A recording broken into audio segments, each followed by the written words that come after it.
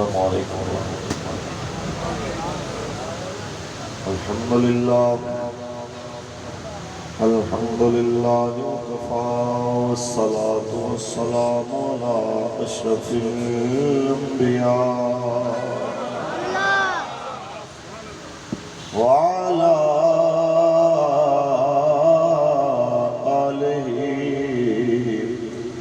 وصحابہ أولي الصدق والصفاء أما بعد فقد قال الله تبارك وتعالى في كلامه المجيد قل لا أسألكم عليه أجرا إلا المودة في القربى وقال الله تعالى في مقام آخر محمد رسول الله والذين معه وشداء على الكفار رحماء بينهم صدق الله العظيم إن الله وملائكته يصلون على النبي يا أيها الذين آمنوا صلوا عليه وسلموا تسليما درشق عليه الصلاة والسلام عليك يا سيدي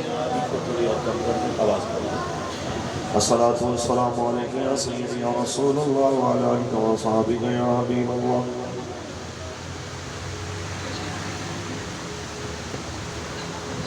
اے حسین بن علی تیرا زمانہ یاد ہے اے حسین بن علی تیرا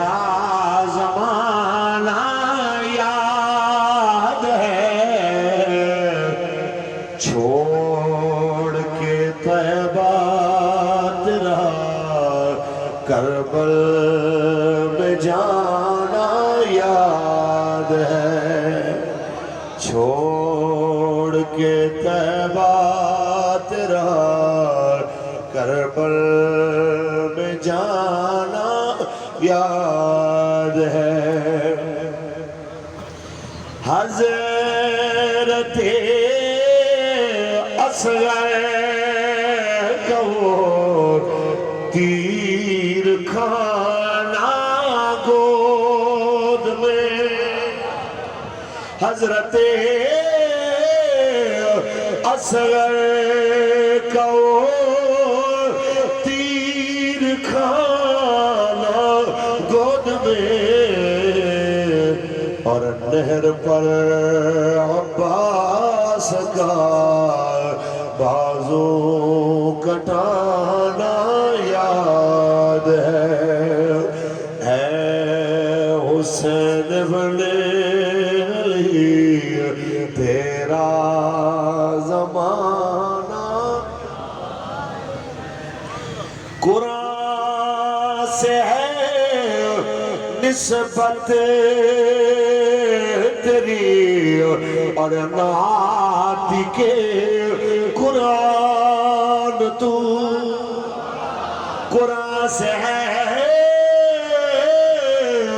نسبت تیری اور نعت کے قرآن تو انہوں کے نیزہ پر تیرا قرآن سنانا ہاتھ اٹھا کے مل کے پڑھیے جسے جسے یاد ہے وہ لوگ نیزہ پر تیرا قرآن سنانا اتنا یاد ہے کہ بھرے مجمع میں کسی سے سوال کرو آپ کا 5ویں 7ویں جگہ پہ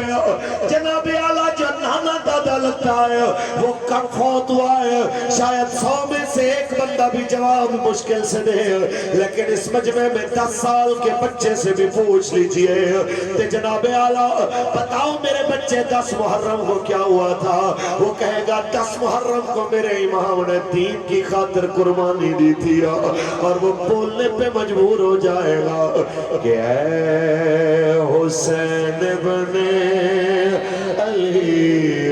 تیرا زمان اور تیروں کی برسات میں سید نے چھوڑی نا نماز، تیروں کی برسات میں سید نے چھوڑی نا نماز، زیر خنجر آپ کا پڑھنا دگانا یاد ہے، اے حسین ابن علی تیرا زمان۔ اللہ تبارک و تعالی جل وعلا کی حمد و ثنا کے بعد آقا نامدار شفیع روز شمار حضور احمد مجتبی محمد مصطفیٰ صلی اللہ علیہ وسلم کی ذات طیبہ پہ لامحدود درود و سلام کے نذرانے پیش کرنے کے بعد زینت اسٹیج علماء کرام، تحریک لبیک یا رسول اللہ پاکستان کے ذمہ داران، بالخصوص حضرت علامہ پیر سید عبدالوحید شاہ صاحب دامت برکاتہم العالیہ اور اسیر ختم نبوت و ناموس رسالت صاحبزادہ محمد رضوان سیفی صاحب دامت برکاتہم العالیہ، ناظم اعلیٰ تحریک لبیک یا رسول اللہ اسلام آباد، لائق سر وقار و ست تکریم عزت مآب جناب ملک نصیر صاحب، ملک سفیر صاحب، اور جتنے بھی اس خوبصورت محفل کو سجانے میں کسی طرح بھی ساتھ دینے والے جو ساتھی ہیں، سب کے لیے دعا ہوں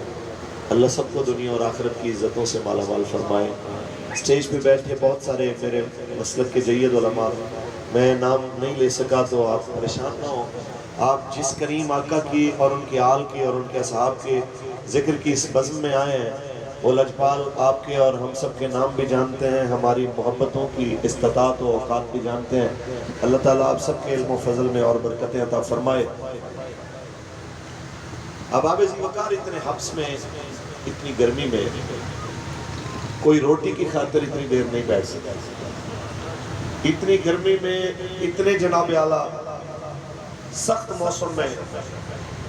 کوئی حلوے کی پلیٹ کے لیے اتنی دیر نہیں بیٹھ سکتا۔ یہ میدان محشر میں نبی رحمت کے ہاتھ سے آب کوثر کے پیالے کی ایک تڑپ ہے جو اس قوم کو یہاں بٹھا کے رکھے ہوئے ہے، اور کربل کی گرم سرزمین پہ قربانی دینے والے اس امام لجپال کی محبت ہے جس نے بچوں کو جوانوں کو یہاں پہ بٹھایا ہوا ہے کہ ہمارا جینا بھی حضور کے لیے، ہمارا مرنا بھی حضور کے لیے۔ اور ایک بات اپنے دل و دماغ پہ لکھ لیجئے کہ اہل سنت و جماعت اسلام کا وہ عظیم قلعہ ہے کہ جس کے ہوتے ہوئے خدا کی قسم نہ نبی رحمت کی آل کی جانب کوئی میلی آنکھ سے دیکھ سکتا ہے، نہ نبی رحمت کے اصحاب کی جانب کو میلی آنکھ سے دیکھ سکتا ہے۔ جب تک ہمارا ایک بچہ بھی زندہ ہے وہ بھی بتائے گا کہ نہ سیدہ پاک کی جانب کوئی ناپسندیدہ جملہ برداشت کیا جائے گا، اور نہ نبی رحمت کی 3 بیٹیوں کا انکار برداشت کیا جائے گا، اور نہ خلیفہ بلا فصل اور یار غار و مزار نبی رحمت صلی اللہ علیہ وسلم کے عظیم سسر جس کو میرے کریم آقا آج بھی اپنے پہلو میں سلائے ہوئے ہیں، نہ ان کی توہین برداشت ہو سکتی ہے۔ یہ یاد رکھیے، اہل بیت کی عزت کی بات ہوگی تو بھی اہل سنت نظر آئیں گے، صحابہ کی عزت کی بات ہوگی تو بھی اہل سنت۔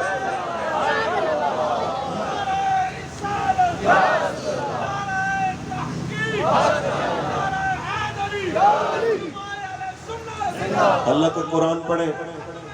زندہ باد. یہ مجھے پتا ہے آپ نے کس طرح کی گفتگو سننی ہے. میں چند ایک ضروری باتیں ہیں جو وہ ضرور عرض کروں گا، لیکن آپ کے مرضی کے مطابق ذرا سبحان اللہ کا یہ بات شروع کریں، ذرا محبت سے بولیے. خالق کائنات نے ارشاد فرمایا قل لا اسألكم علیہ اجرا الا المودۃ فی القربى. اے محبوب اعلان فرما دیجئے میں اپنی رسالت کا اور کوئی اجر نہیں مانتا، اجر اتنا مانتا ہوں میرے قریبیوں سے پیار کیجئے. اس میں شک نہیں ہے، جو شک کرے جناب اعلیٰ اپنے ایمان سے ہاتھ دھو بیٹھے گا کہ نبی رحمت کی حال بڑی قریبی حضور کے جناب اعلیٰ مبارک کاندھوں پہ بیٹھنے والے جناب اعلیٰ بہت قریبی اور جناب اعلیٰ ان کی قربت میں شک کرنے والا بھی دنیا آخرت اپنی برباد کرے گا، اور اس کی قربت میں بھی شک کرنے والا دنیا آخرت خراب کرے گا. جو ہجرت کی رات نبی رحمت کو اپنے کاندھوں پہ بٹھانے والا، اور دنیا کو یہ سمجھنا چاہیے آج صدیوں بعد اسلام آباد میں پنڈی میں دنیا کے کونے کونے میں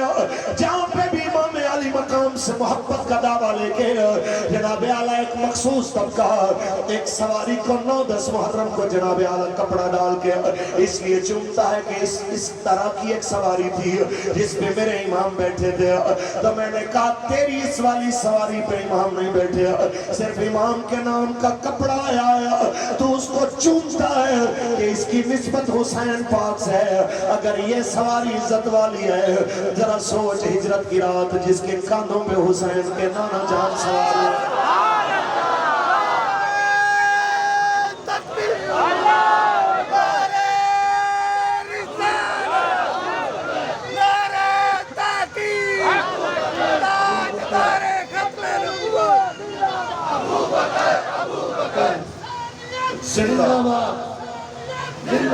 ہم بس جناب اعلیٰ اتنی بات سمجھانے کے لیے آئے. آج یہاں پہ جناب اعلیٰ کوئی بندہ ان لوگوں کو کہے یہ اپنا کالے رنگ والا یہ جھنڈا جناب کچھ دیر کے لیے اپنے ہاتھوں سے گرا تو وہ کہے تو کروڑ روپیہ دے میں پھر بھی نہ گراؤں. بندہ پوچھے کیوں؟ اس کی قیمت 500 ہے. وہ کہتا ہے چاہے 500 ہے پر اب نسبت آل رسول سے ہو چکی ہے. میں اتنا کہنا چاہتا ہوں آپ بازار سے کپڑا لے کے اس کی نسبت مولا حسین سے کرو، تیرا کپڑا اونچا ہو جائے. اور قرآن میں وَأَزْوَاجُهُ أُمَّهَاتُهُمْ یہاں ہوں ضمیر کا مرجع رسول عربی کی ذات ہے. تو جن پاک بیبیوں کی نسبت اللہ اپنے پاک نبی سے کر دے، ذرا سوچئے وہ کتنی عزت والی ہوگی.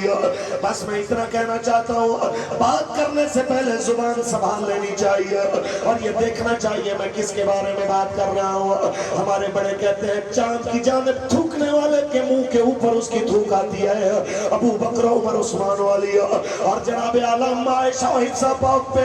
بھونکنے والوں کو بس اتنا سوچ لینا چاہیے یہ وہ پاک ہستیاں ہیں جن کی نسبت میرے کریم نبی سے، جن کی نسبت میرے قائد عالم سے. بس یہ یاد رکھ لیجئے نہ آل رسول کی توہین، نہ آل رسول سے بے ادبی گوارا ہے، نہ صحاب رسول سے بے ادبی گوارا ہے. ہم دنیا کو یہ دعویٰ یہ پیغام دینا چاہتے ہیں اور اپنا دعویٰ پیش کرنا چاہتے ہیں کہ میں نوکر آل صحاب دہاں کر ذکر دہاں گلی گلی. کربلا کے ذکر سے پہلے بس آخری بار میرے ساتھ مل کے پڑھ لیجئے مجھے پتا چلے کہ جناب آپ میرے ہم نوا. میں نوکر آل صحاب دہاں کر ذکر دہاں دا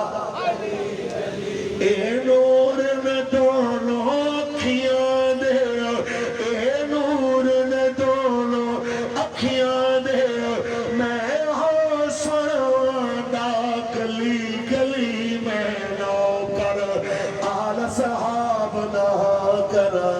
ذکر دہانا. ایکو رہبر آل صحاب دہے اے ہن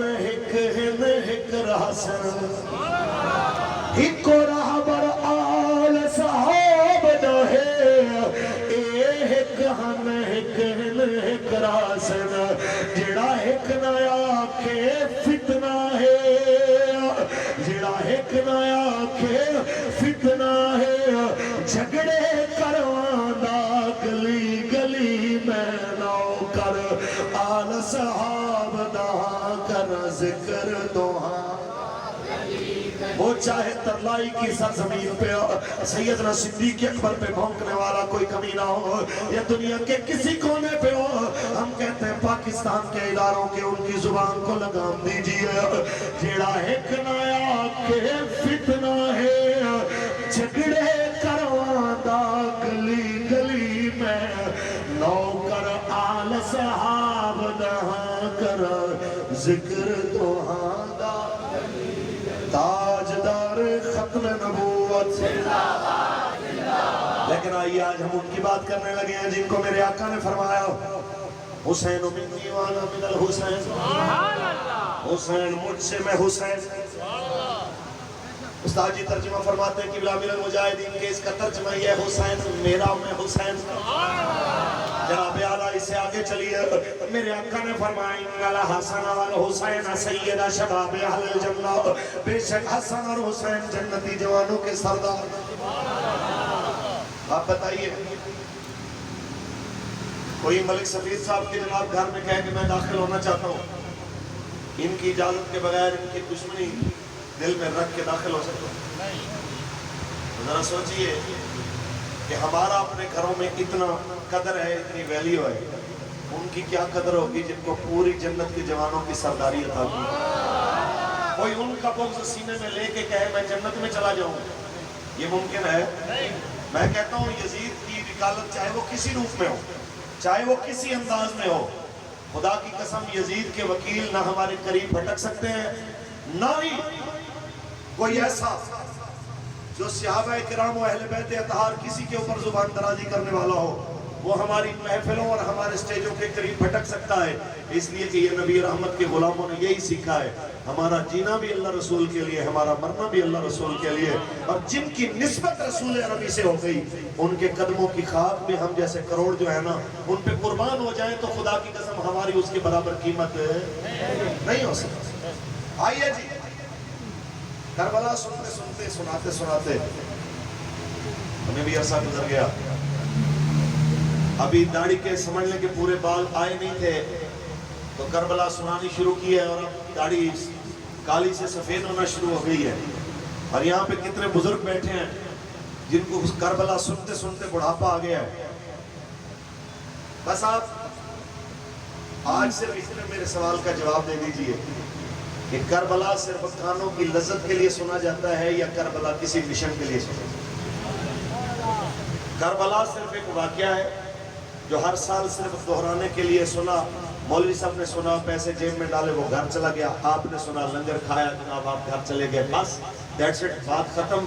یا اس کا کوئی مقصد بھی ہے تو آپ جب غور کریں گے تو آپ کو یہی صدا آئے گی کہ کربلا ایک مشن اور مقصد کا نام ہے آج بھی اگر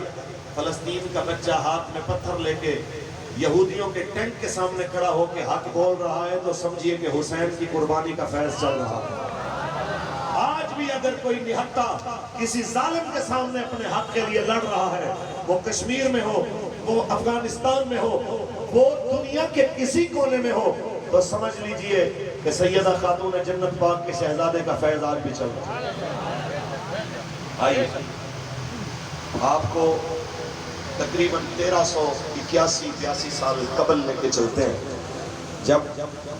نبی رحمت کے نواسے مدینہ شریف میں تشریف فرما ہے اور آپ کو یزید کی بیعت کے لیے پیغام بھیجا گیا ہے یہ ان سب کے لیے ہے جو کہتے ہیں حضرت جی ہمارے دل آپ کے ساتھ ہیں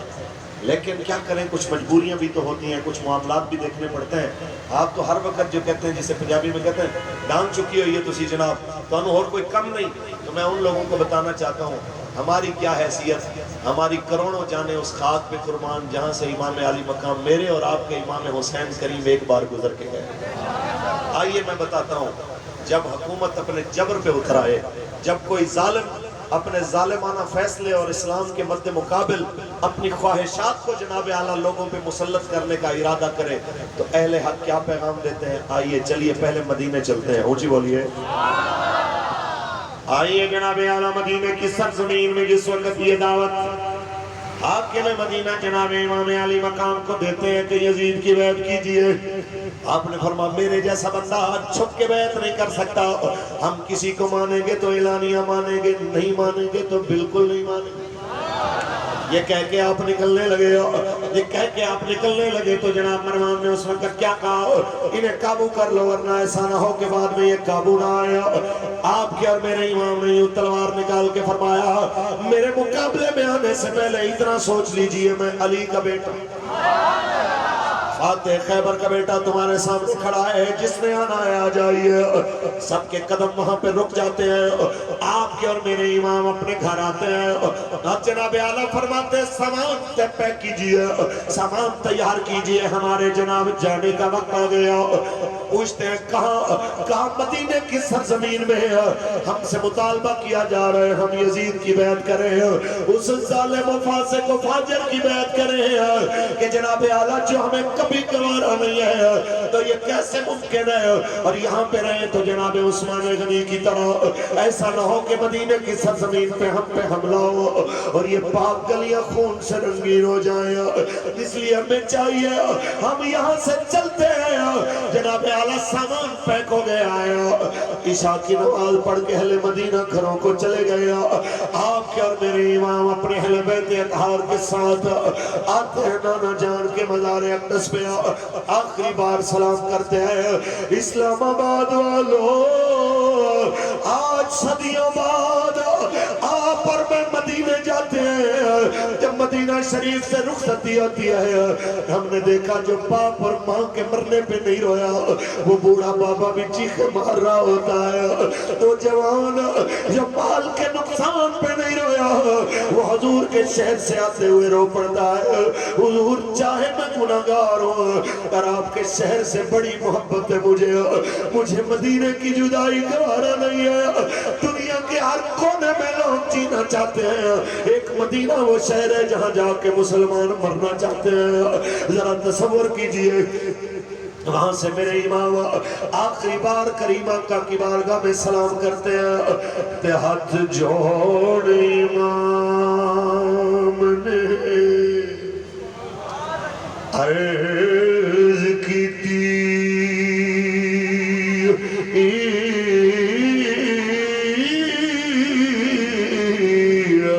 تیرا پیارا حسین ذیشان چلے تیری مہر نبوت تے بین والا